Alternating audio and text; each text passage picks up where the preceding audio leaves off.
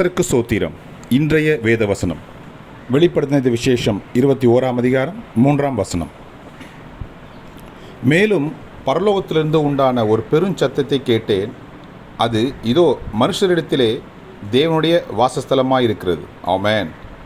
அவர்களிடத்திலே அவர் வாசமாயிருப்பார், அவர்களும் அவருடைய ஜனங்களாயிருப்பார்கள்.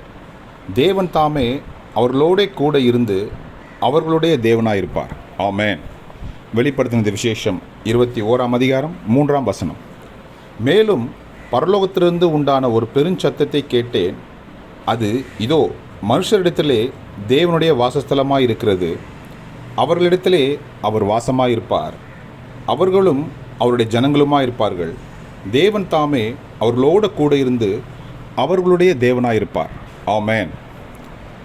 கர்த்தர் உங்களை ஆசீர்வதிப்பாராக, உங்களோடு கூட இருப்பாராக. ஆமென்.